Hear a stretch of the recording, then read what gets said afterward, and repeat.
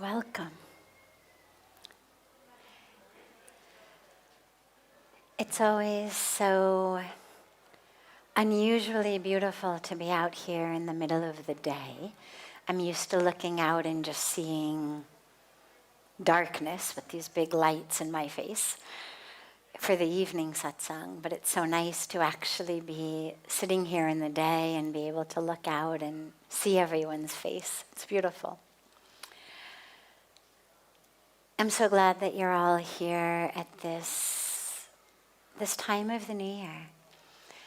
It says a lot about you, because for so many people, this time is the only time off so many people get during the whole year.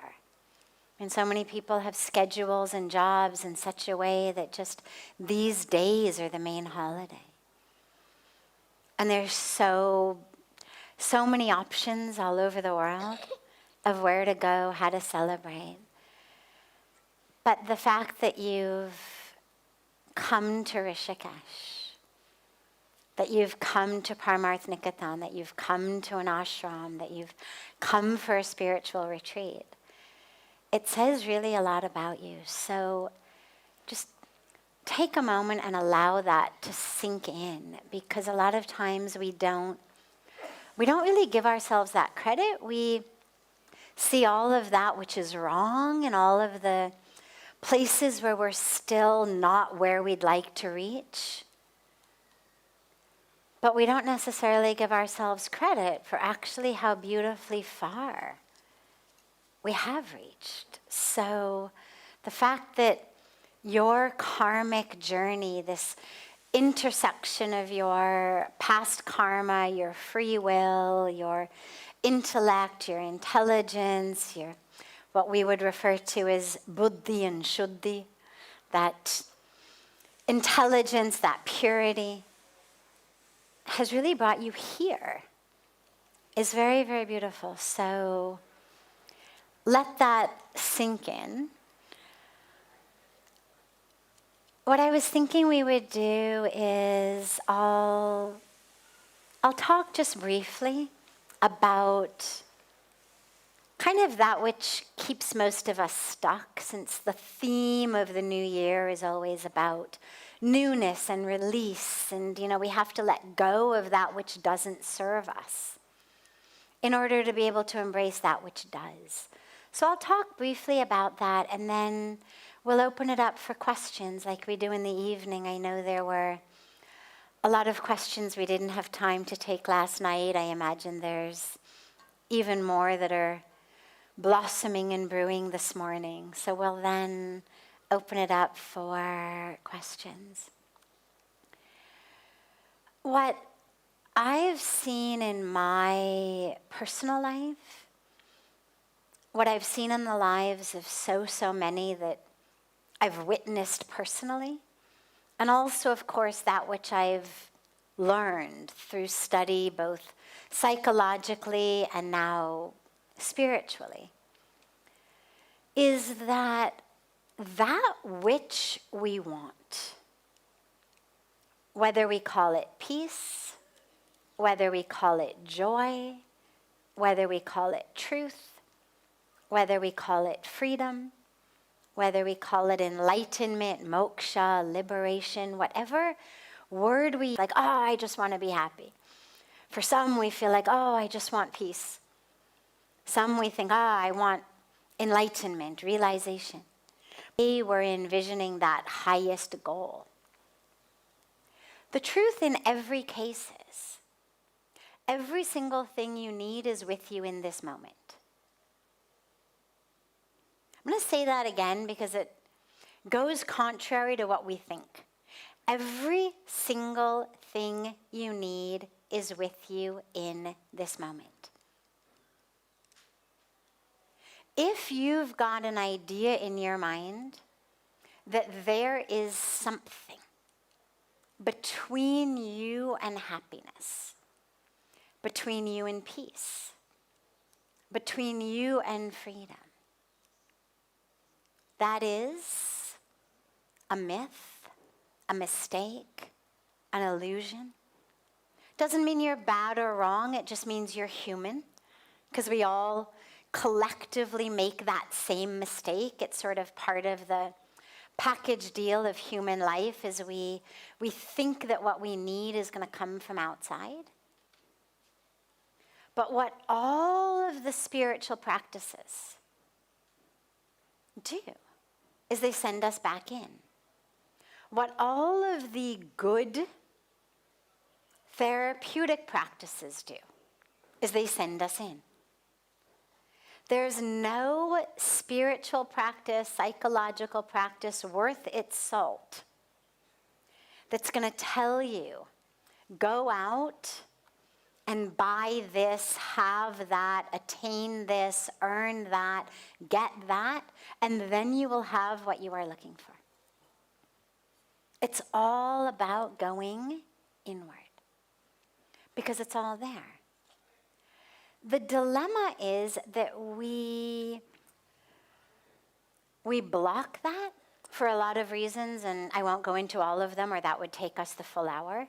But everything ranging from the way that we're raised, what we learned from our family of origin, to the culture, to the society that we're raised in, to the media, the advertising that we see, to the very nature of the way that the mind works, where it holds on to the negative.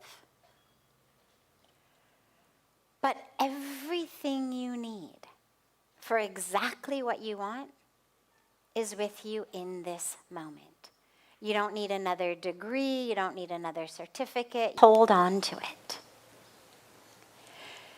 If we went around, we won't, don't worry, but if we did, I imagine that most of you are personally insightful enough that if you really thought about it deeply and honestly, you would know what it is you are holding on to that's blocking you from your happiness, your peace, your freedom.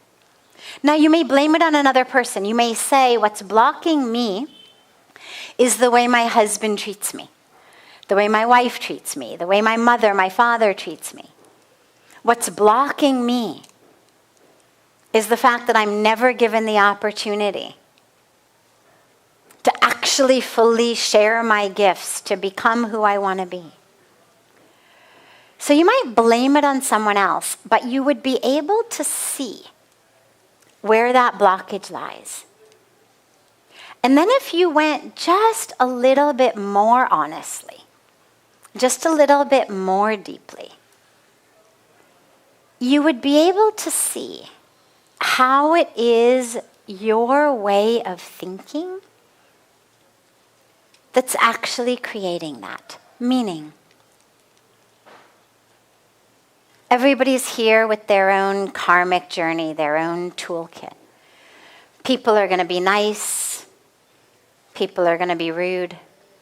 People are going to appreciate us. People are going to criticize us. It's the nature of nature. There are sunny days, there are rainy days. Nature of nature. But if I've decided that in order for me to feel a certain way, to attain some deep spiritual achievement or psychological state, that I need someone else to behave in a different way. It's like saying I can only be happy on sunny days. Well, you're selling yourself short because there's going to be a lot of rainy days. Or you better move somewhere where you get, 360 sunny days a year. But it's going to limit your life very, very severely and significantly. And so if you've created a mental framework that says, I can only be happy if people treat me like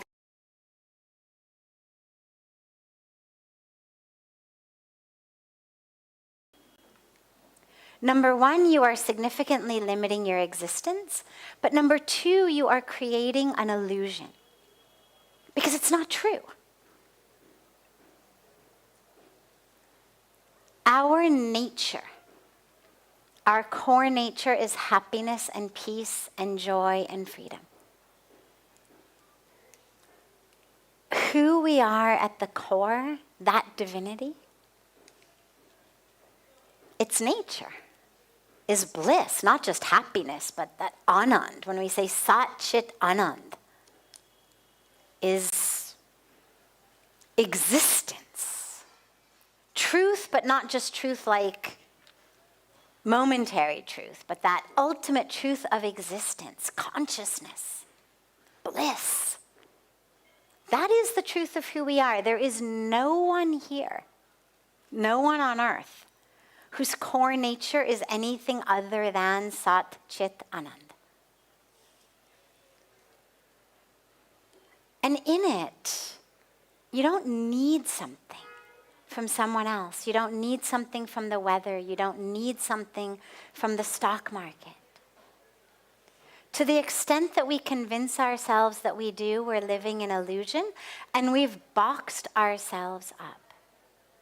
And so the key is, and the beautiful reason that the universe and Mother Ganga has brought you here, is to figure out what is it I'm holding on to so I can let go of that. My favorite story that those of you who have been coming to satsang for even a short amount of time have probably heard me share, but it bears repeating, is the story of the city in India that was overrun with monkeys. And they wanted to figure out how to free themselves of the monkeys in the city in a way that was non-violent and kind. And so what they did was they took coconuts and they hollowed out the coconuts and they put in the coconut something that monkeys like. A little banana, a piece of sweet, some fruit.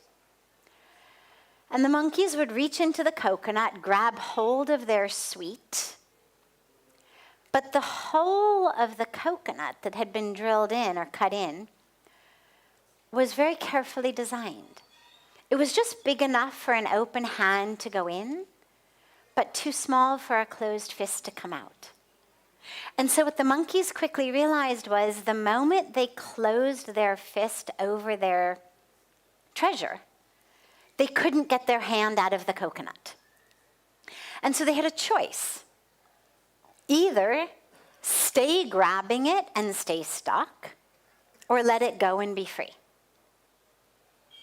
Now, those of us who have studied evolution or even know the very basics of Darwinian science know that genetically and evolutionarily, the monkeys, the whole ape family is pretty much our closest DNA relatives. They're the most intelligent of creation on that level. We'd like to say, oh, yeah, they're smart enough. I'm sure they all let go of the treasure and took their hands out and got free.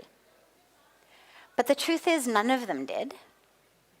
And so when you've got 4 legs and one of them is stuck in a coconut, you can't climb trees, you can't swing from branches, you can't run away.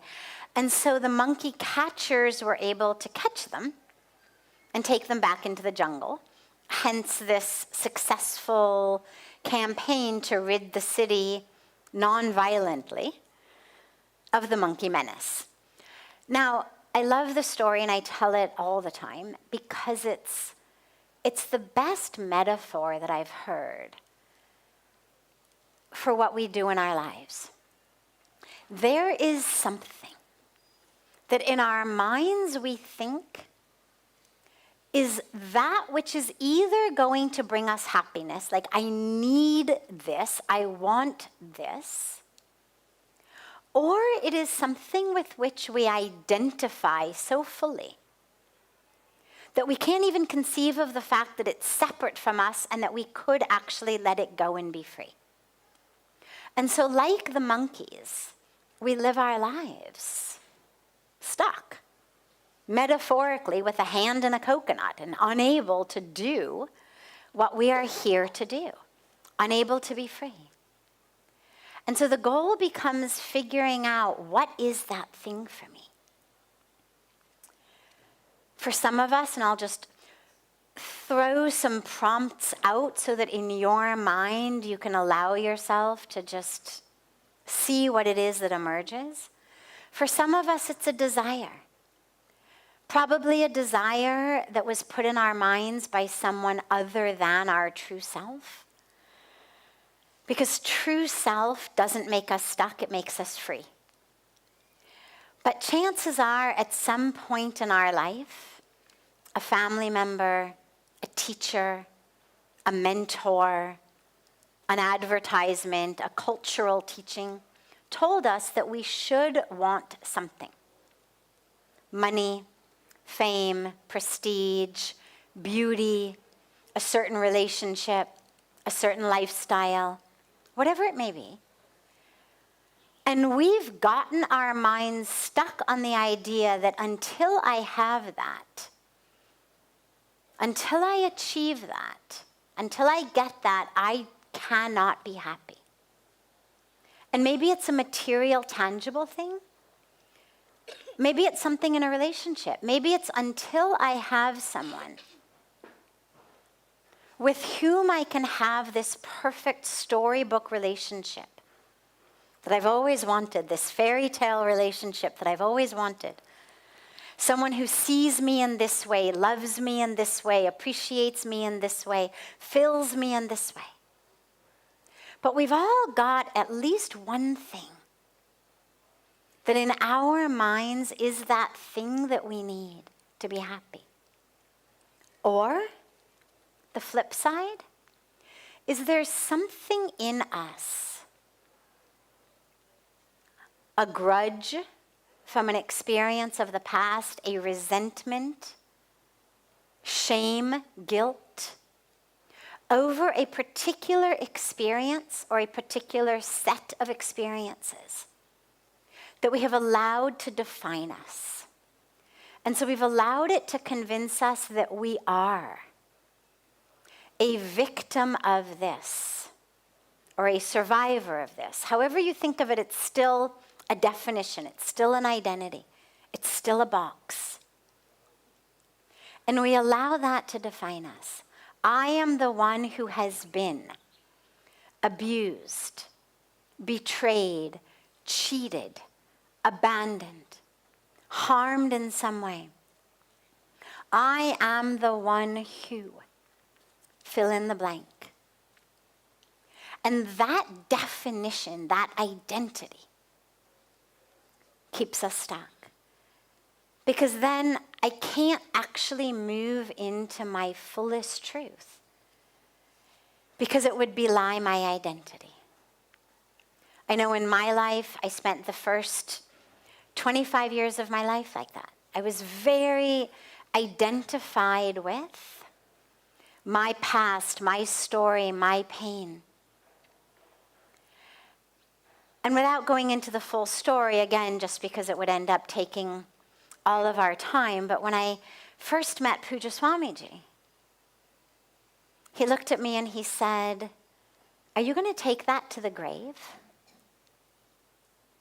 I said, "Of course not." I was only 25.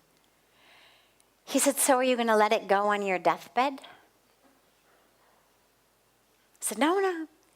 He said, "So maybe a week before you die, maybe a month before you die?" And I said, No, Swamiji, I'm in process. I'm in process. I'm working on it. And he looked at me, and by the way, it was a good story. It was true, of course, but it was also good. I mean, I had experienced severe challenges, obstacles, trauma, abuse, abandonment, addiction, depression. I mean, a whole cluster of things that in my mind really overqualified me for having a lot of reasons for which I was stuck, for which I struggled, for which, of course, I couldn't trust, I couldn't open up, I couldn't this, I couldn't that. I said, "I'm in process, Swamiji." And he said, "You're waiting for someone to come in and draw the line for you." He said, "No one will." He said, "It's up to you. You let it go on your deathbed, in your grave, or tonight. It's up to you. And he had me go into Ganga and let it go. And I share this because for me, that which kept me stuck was not so much an idea of what I wanted, but an idea of who I am. And that formed this cage, this jail around me. For some of us, though, it's a desire. For some of us, it's a fear. But allow yourself to really think, what is that? Because whatever it is, that's what you've got to let go. Unless you are prepared to fully embrace your monkeyness and stay stuck in the coconut. And as I always say, the universe is really patient. You want to wait till next life to let it go, no problem. But eventually you're going to have to do it. And since it just leads to suffering, why not let it go now? So we're going to have beautiful opportunities tonight on the banks of Ganga, tomorrow morning on the banks of Ganga, to collectively together really let it go. But allow yourself during all of these intervening minutes and hours, really get yourself ready. What is it? What is it? Notice how it is, whatever it is, how it defines you, how it suffocates you, how it dictates how you feel, how you live, what you can do, what you can't do, how it becomes your ready-made excuse crutch. Sorry, I couldn't show up for my life in this way because I am, fill in the blank, or because I have, fill in the blank, whatever it may be. But it's what prevents you from showing up fully in your life. So enough is enough. You've made it all the way to the banks of Ganga from all over the world. Take this final step. You wouldn't be here if you weren't ready. The universe doesn't make mistakes. So if you're here, it means you're ready. So with that, I think rather than giving more of a lecture, we'll open it up for any questions that any of you have. Yeah, okay. And we've got 2 mics, so maybe rather than us losing time even for people to have to get up and walk, if you've got a question, just come and sit or stand near one of the 2 mics so that we can just take them more quickly. Yeah.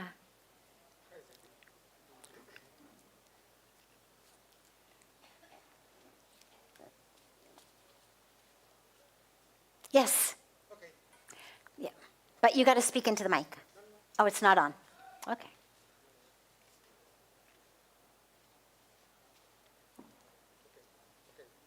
Yes? No, not on. No, I speak. Okay. There you go. Okay. Hi, Sadhvi. To find happiness in myself, to live according to karma, to find the intersection between the faith and the science, to start a new year in a new way, I need to know who I am myself. You have said that the most important thing is to accept the intrinsic divinity in oneself, but you have also talked a lot about the science, which admit theses, hypotheses, studies, laws, something that the divine part does not, since it's only matter of faith. My question is, how can I know who I am if I can't find that divinity anywhere in myself? If I can't find the divinity in myself, okay. How to have faith in who I am. We say who you are is divine. He says, but if I can't find that divinity in myself, How do I have faith that who I am is divine? Well, let's stay away from divine for just a moment. Let's work our way down from body. Okay? How old are you? 43. Great.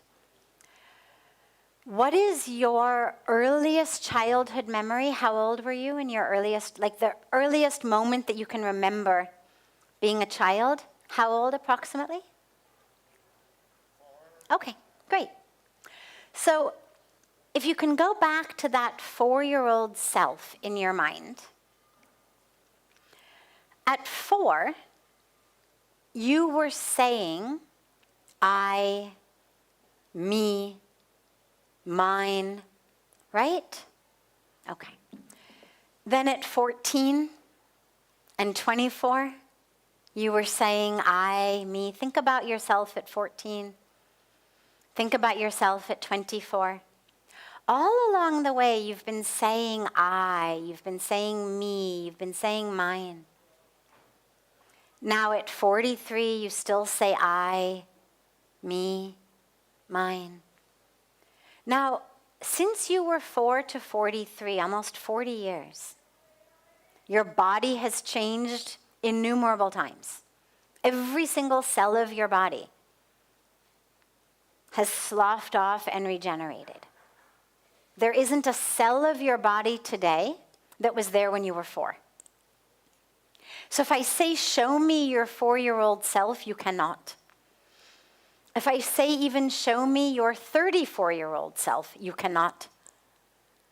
There's not even a cell from your 34-year-old self that is still here. And yet, there was no time between 4 and 43 in which that sense of I got broken, right?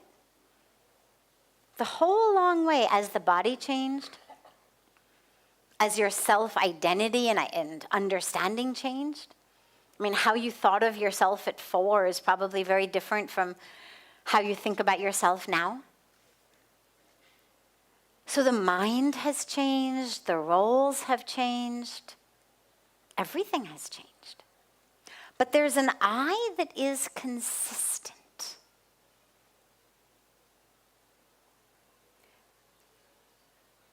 Yeah, that's where you want to start going.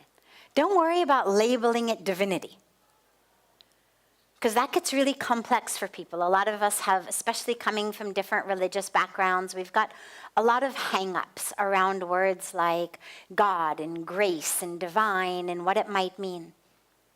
Just think about that consistent sense of I that isn't dependent on any of the cells.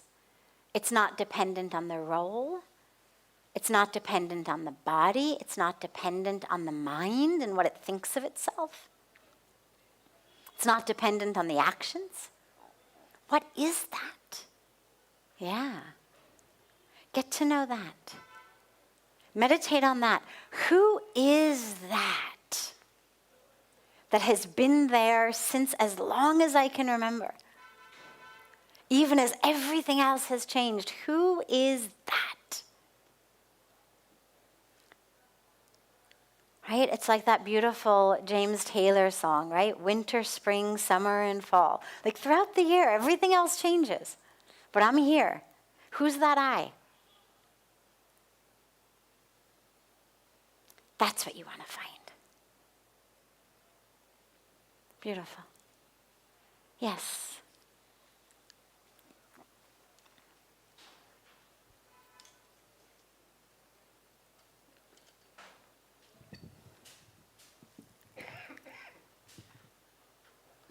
Sadhviji, namaskar. My question is about toxic people. Like, you can't wish them away. At times, I wish they disappear, they don't. You have to go to office, you have to go to the market. Yeah. So how should one deal with toxic people in this kind of environment? Toxic people. Well,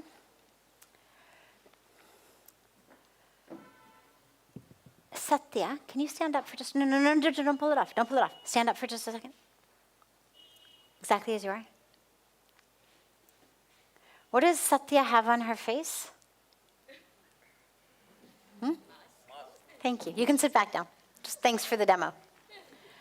Now, if this were 2 years ago, we all would have had them. Why? Because there was a pandemic going along. There was a virus circulating. No one wanted to get it.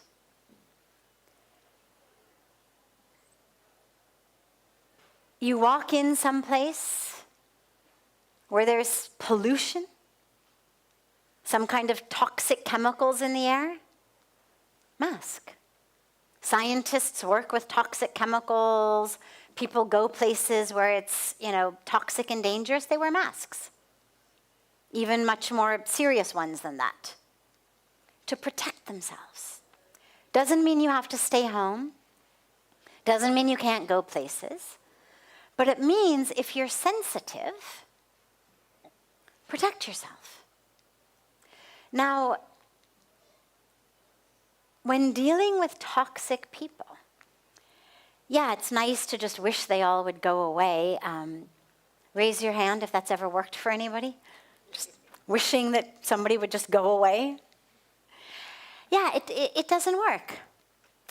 It doesn't work. Because in the grace of the universe, everyone's got equal rights. The predator, the prey, the virus, the bacteria, the humans, we all have equal rights. So I've never heard of the universe just removing toxic people because they're toxic to us. Sadly.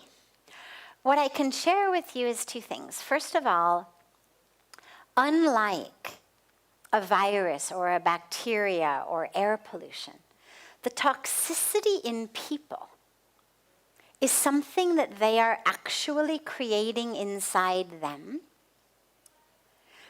which means that they are suffering. When we say someone is toxic, what does that even mean, right? It's not that, they smell really bad or that they've got a disease and I'm going to get it or that they're radioactive. It means they're mean, they're rude, they're narcissistic, they're whatever it may be, but their personality is such that they create kind of a negative energetic field around them that impacts other people negatively. Well, in order to create that, they've got to be manufacturing it inside them. Which means the very first thing is have compassion.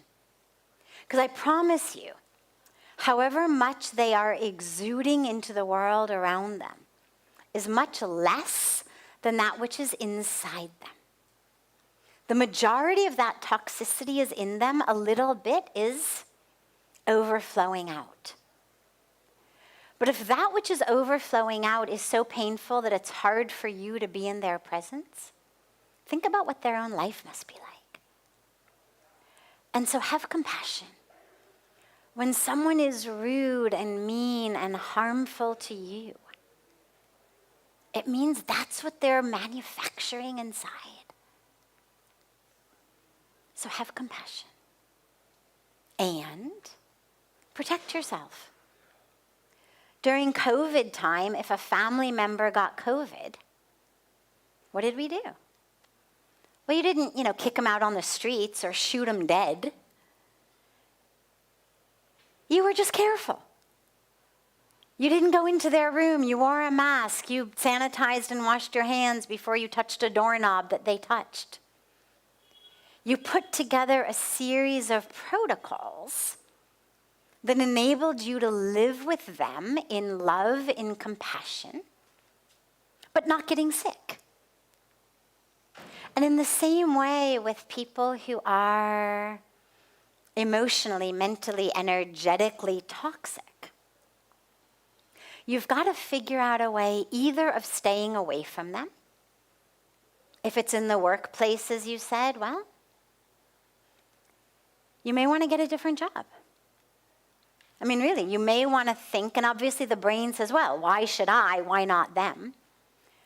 But that isn't really a very helpful way of thinking because it doesn't actually get you very far. A better way of thinking is it worth it? And in some cases, you're going to be able to develop a technique that enables you to live with them and work with them, and that's wonderful. And in some cases, it may be so bad, or it may be so many toxic people, that you decide it's just not worth it. I'd rather get a different job. I'd rather work in a different environment. I'd rather transfer to a different office, whatever it may be. But it just isn't worth it. But figure out a way that doesn't bring that toxicity into your heart. So you're not thinking, I hate them, that's not fair, I hate them. Because then you've just caught their disease. Then you've taken that toxicity into you. The more you think about them, see, here you are on this beautiful spiritual retreat, but they're with you. Right? I mean, think about that. You're on the banks of Ganga, and these toxic people are here with you, carried in your mind. So you need to really think, can I change my way of thinking so that I'm not impacted by them? That's ideal. You know, can I boost my spiritual immunity the way that we did with our physical immunity? You know, if a loved one got COVID, for example, in your house, in addition to taking care of yourself, what did you do? Took a lot of vitamin C, right? Got a lot of rest, drank a lot of hot fluids. You did whatever you needed to do to bolster your immunity so that you wouldn't get sick. In the same way, what do you need to do to bolster your spiritual immunity? So they may be spewing toxicity all over the place, but you're not going to catch it. So that meditation, the prayer, the japa, the seva, the ways of thinking, that would be the ideal situation. But if it's too much, don't feel badly. I mean, if you were living in a house, let's say you've got 10 members of an extended family. If 9 members of your family came down with COVID, well, it might be a good idea to check into a hotel for a week or to go stay with someone else. And that's nothing to feel badly about. It doesn't mean you're a bad person.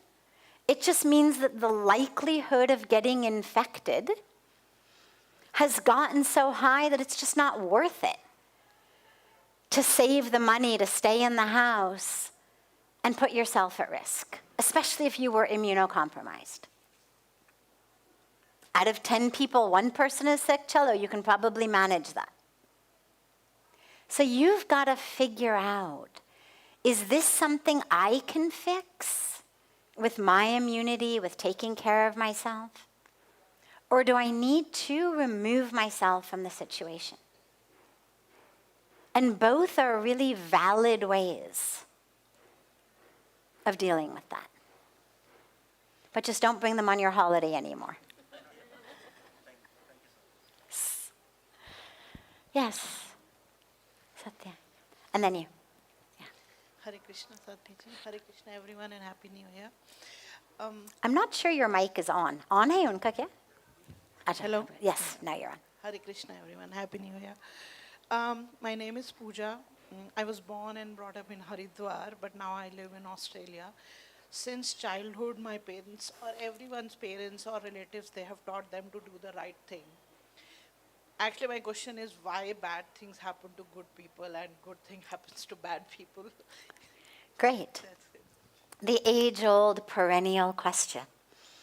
Why do bad things happen to good people and good things happen to bad people?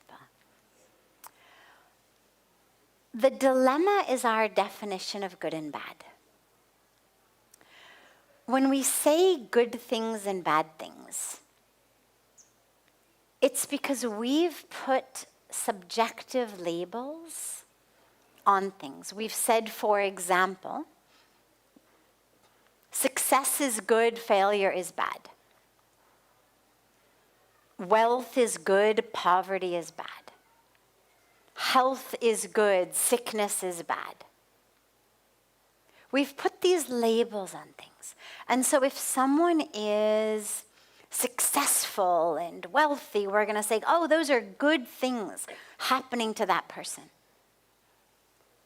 Somebody loses their money, loses health, loses wealth. We say, oh, those are bad things happening to that person.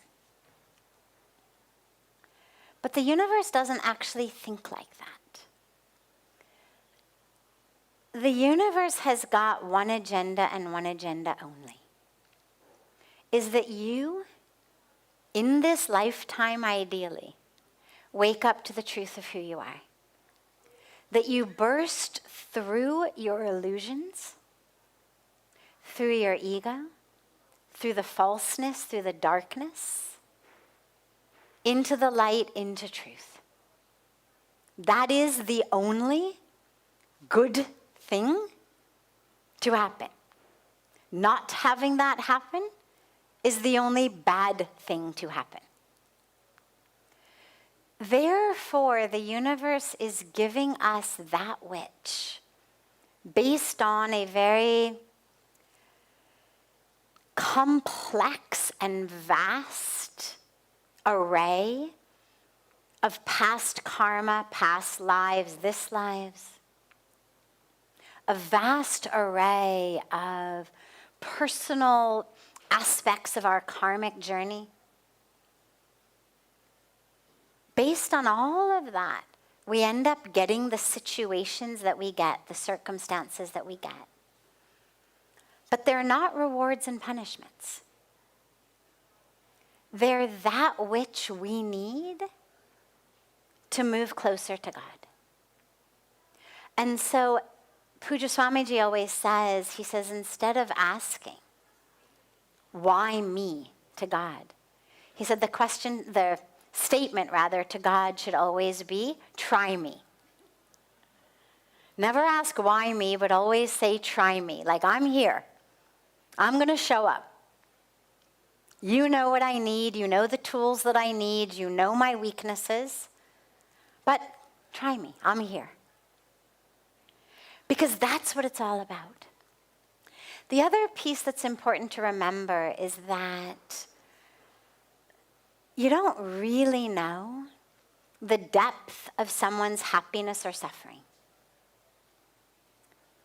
A lot of people look like they're really happy, especially those who are externally very successful or wealthy. But until you are part of their intimate family or their guru, you don't know the suffering that they have. And I've seen this now for almost 30 years. Families that you would never imagine that look from the outside like, oh my God, they must have done something really karmically right. Or people think, my God, they've done things really karmically wrong. Why are they being rewarded so much? But what you don't know is the internal suffering. So you can never judge that. But what I've learned as a very precious, personal, spiritual lesson is looking at other people and trying to judge their karmic package, their karmic journey, why they're getting something or not getting something, is an exercise in frustration and futility. It achieves nothing. It's the spiritual equivalent of taking your head and banging it against the wall. You're wasting your time and you're harming your own mind. Because all you're doing is polluting your mind about why them, why this, why that, why da-da-da, it's not fair. Just bang your head against the wall. At least it'll start to hurt sooner and you'll stop. This type of rumination, we can do it for years on end. At least with your head into the wall in a few minutes, you'll stop. Focus instead on what is showing up in my life. Why might it be showing up? What are the lessons I'm supposed to learn from it? What are the steps I'm supposed to take through whatever it is showing up so that I can open myself more fully, so I can surrender more fully, so I can let go more fully? Focus on that. Only when you've got that completely worked out, if you still have time left over, then you can start to think about other people. Yeah, Satya.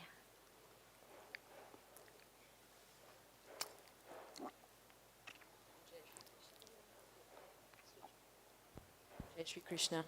Happy New Year, everyone. I'm so excited that I'm here after 5 years. Done all the work that I needed to do to come back home. And I just want to come back to the first thing you said, which is, you know, what Muniji told you. Are you going to take it to the grave? Are you going to take it 1 week before your grave? And you were like, no. So can I ask you to share the process in your experience through your emotional journey of how, from the time you made that decision that that's it, I'm done, to it happened? Could you share that? Sure. Beautiful.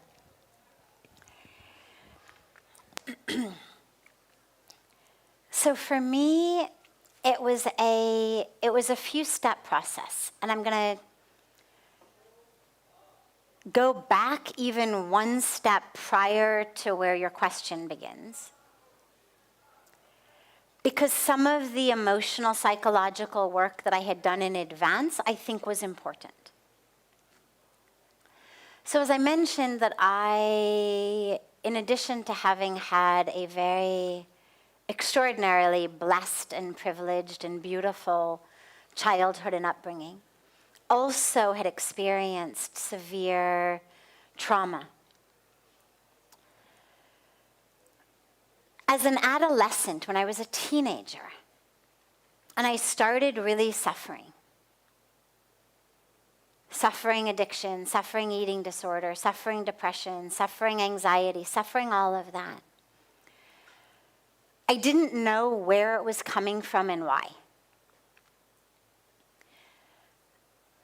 The work that I did psychologically, in a very traditional psychological type of therapy work, was important to help me see, oh, this is why. This is why I have this anger. This is why I have that. The dilemma is I got stuck in that. And I got to a point where I could have written a book about it. I was smarter in my mind, maybe I wasn't, but I thought I was smarter than any therapist I saw. I remember saying, you know, I run circles around all these guys. Like, why do I have to keep going? It makes no sense. I understand myself so much more than any of them do. The problem was, I couldn't free myself. So I had understood the darkness fully, but I wasn't able to free myself from it. When, excuse me, when Pujya Swamiji said that to me, about you're waiting for someone else to draw the line and you can be free, that's when I realized, okay, now I will admit. So phase one was the looking at the darkness. What is it? Like, why this anger? Why this pain? Why this struggle? Go into the darkness, see it, okay. But then you're stuck in there. And then you're just sitting in the darkness telling stories about the darkness. Ah, yes, it's dark again today. Ah, yes, still dark. Ah, what does the darkness look like to you? Here's what it looks like to me. So step two was when Pujya Swamiji says, let it go. Now, in that, I will admit and tell you, I didn't think it was going to work. I thought, this is very sweet. Quaint, I think is the word that I used at the time. I didn't think there was a chance it was going to work. But I did it sincerely, what he had instructed me to do, simply out of respect and reverence for this enlightened master who had told me to do it. Even though in my educated, academic, scientific mind, I thought there is no way that you can actually just give your pain to a river and the river will sweep it away.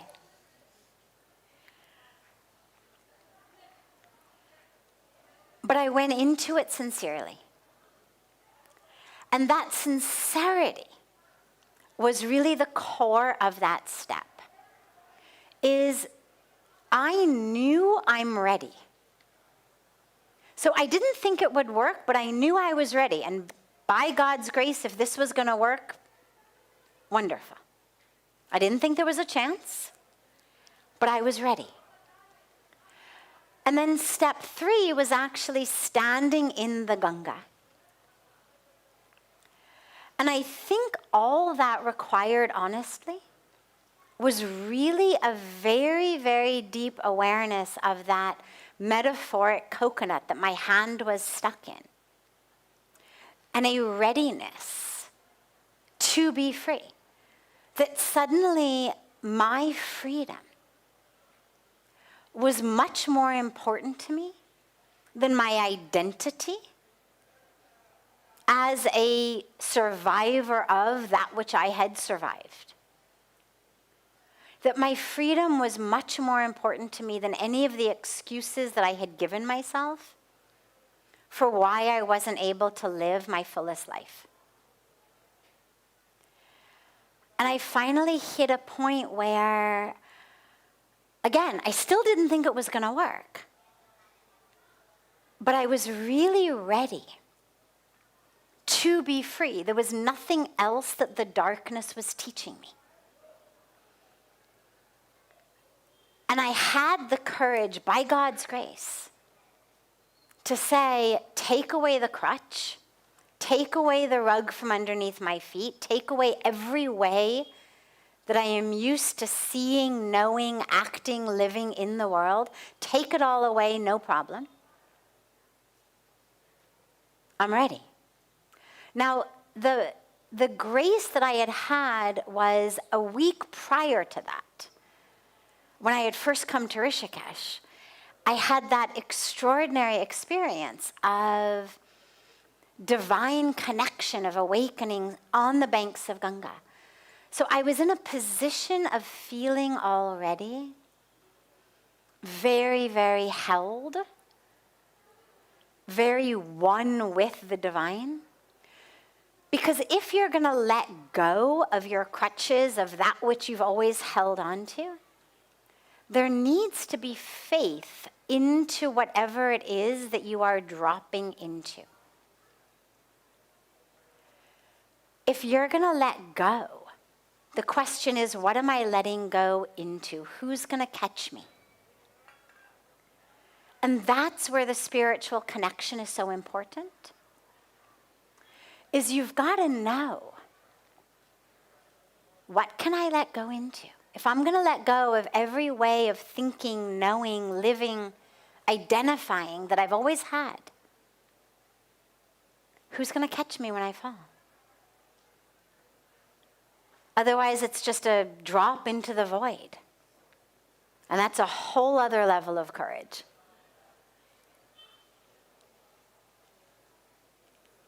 So figure that out in your mind and in your heart. A faith in God, the universe, the perfection of the universe. Faith in your truest, highest, deepest self. Faith in the Guru. It doesn't matter. But you've got to have faith in something to catch you. If you're going to let go of what that crutch has always been. And for me, it was letting go of anger and of pain and of that which really defined me. And I thought, so be it. And those were the main biggest steps. The only other fourth step that is worth mentioning happened about 1.5 years later. I had already done the forgiveness. I had given it to Ganga. It was beautiful and wonderful. And about 1.5 years, maybe 2 years later, Pujya Swamiji and I were talking about something else. We were talking about children in one of our schools. And I just really casually mentioned something about, because I also had experienced this abuse when I was a kid, therefore, blah, blah, blah, something. And he says to me, when are you going to stop talking about that? Now, if you didn't know him,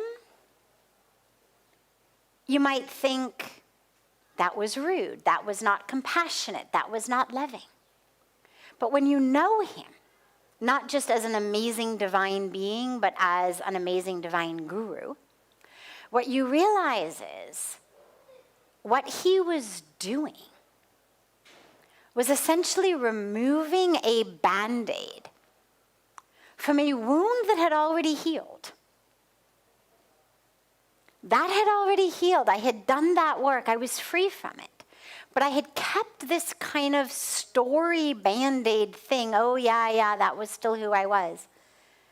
And he was just allowing me to stop being an actor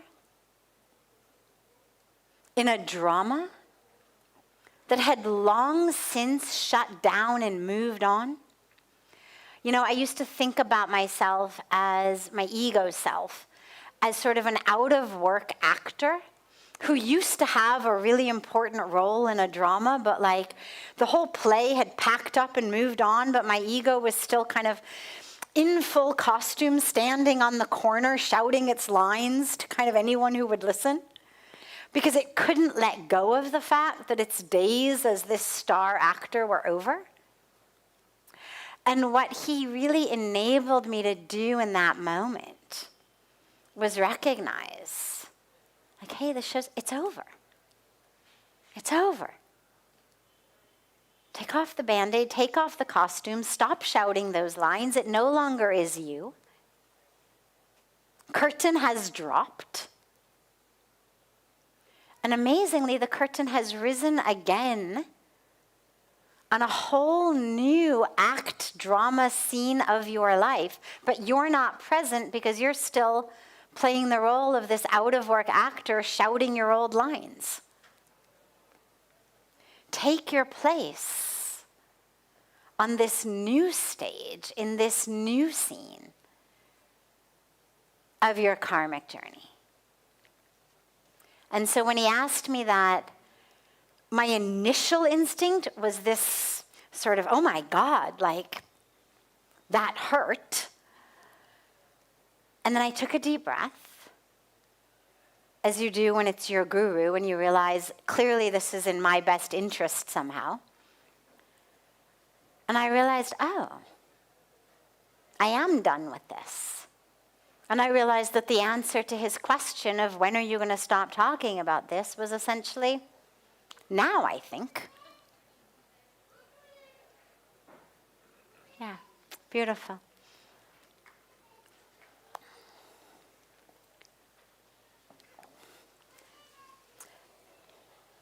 What's our timing like? 12:47. Namaste, Sadhviji. We were talking about karma the day before yesterday, and today also we touched the subject.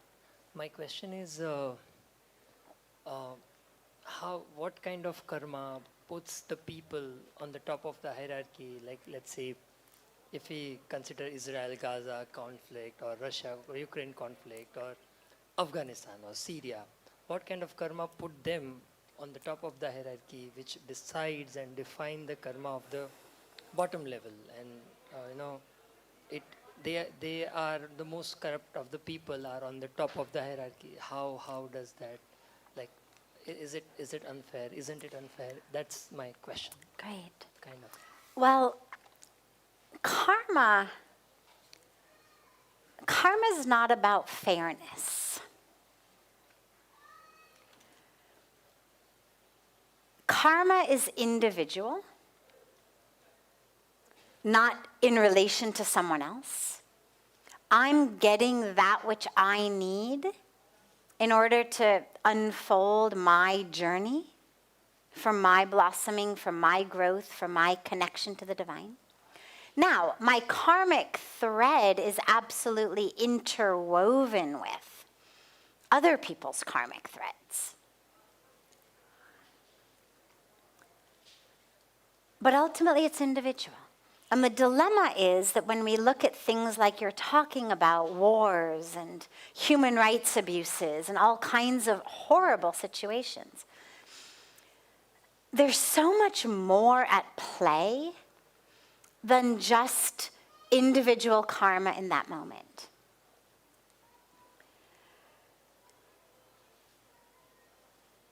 If we look at, for example, the story of the Ramayana,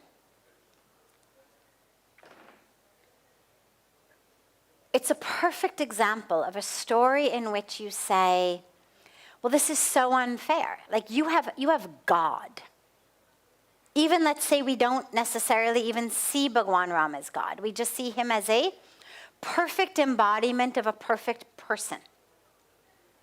The utmost in integrity, in honesty, in caring, in compassion, in goodness. All of that which is good, he embodied. That was his nature. He's about to get coronated as king. What does he get instead of being coronated as king? Sent into exile. Not just not coronated, but actually sent into exile in the jungle to face the demons for the next 14 years. Now, on every objective level, that is colossally unfair. That is a travesty of justice, of righteousness. There is no vision in which you could look at that and say, oh yeah, I could see how he must have earned it. But if we take several steps back and we look at the full tapestry and we go back to Shravan Kumar and we go back even further, what we see, and I won't go into all of the story now just because our time is actually up, but if we go back, what we see is a karmic story in which, long before Bhagwan Ram ever took birth, or his brothers ever,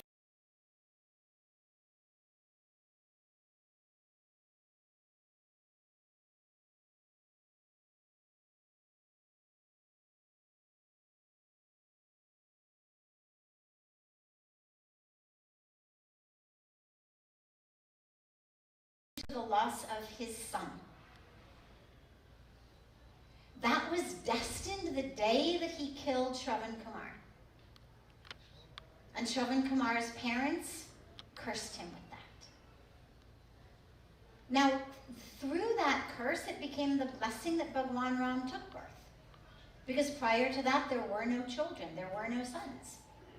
They had tried, there had been no sons, no children. But because of that curse/blessing, King Dashrath gets his offspring. Bhagwan Ram appears on earth. But all of that needed to unfold, and this Shravan Kumar is only one thread in the tapestry. If you look at all of the individual karmic threads, of each of the different beings, the different characters, each of them played exactly the role that they needed to, based on those karmic threads. So when you see the full tapestry, it makes sense. Doesn't mean it hurts less. Doesn't mean it's less difficult or painful. But it means at least we can see it and understand it. Now, there's only one other piece to mention about this, which I mentioned a few days ago when we were talking about karma as well, which is, I believe that sometimes there are souls that in some way come together to offer their physical birth in a particular life in order that some change in the world should happen. So it's not, for example, that all of those who are dying in Gaza and in Israel are dying because they deserved it or that it was their karma to. But I believe that sometimes these souls, on some very highly developed conscious level, agree to allow this birth to be used in the service of waking up others. And all I can imagine and hope and pray for is that through this horror and tragedy and injustice and that which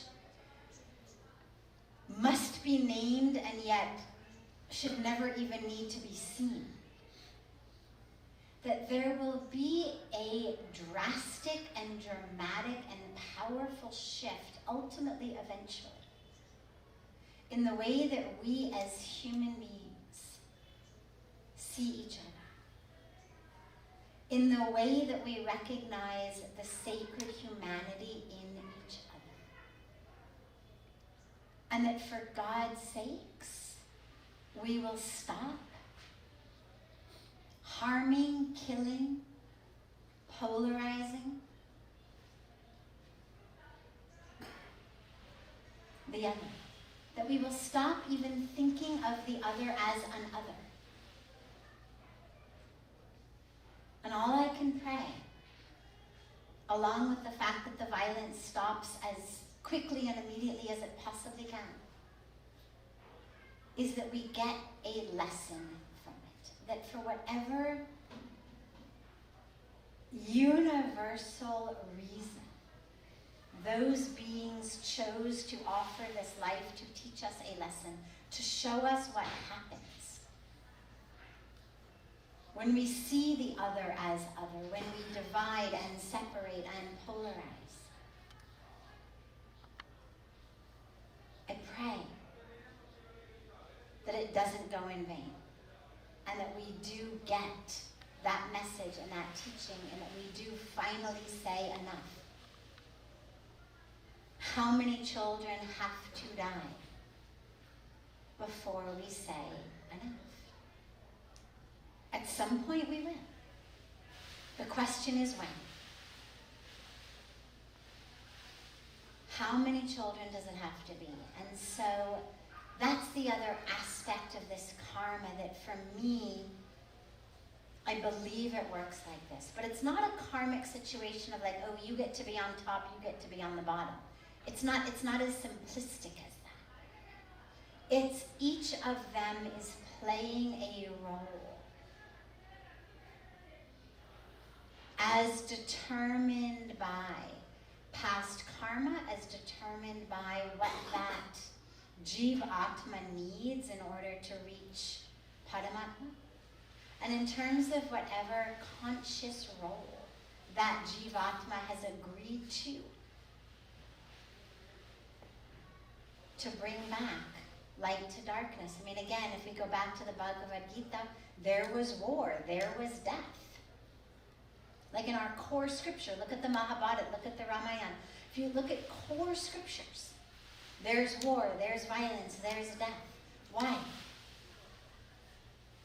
because it brings back Dharma. Ideally, we will emerge into a time where we don't need war to bring back Dharma. But I think there's a reason that when you look at all of our core scriptures, they're all centered around war. Yes, on a metaphoric level, the war is within us. But on a literal level, we've got teachings in battlefields. We've got teachings around war. Good guys, bad guys, why? Because sometimes, in order to bring about the shift that is necessary, that's what happens. And I don't necessarily believe that all of those who are dying because that was just the karmic result of their past experiences, but I do believe that sometimes when you've got this type of tragedy, that there's more of a conscious collaboration, you could think of it as, between those souls and the creation to be a conscious, active part of bringing about that shift. So we do have to end here. You've got a beautiful rest of your day of activities, and I don't want you to get too far behind.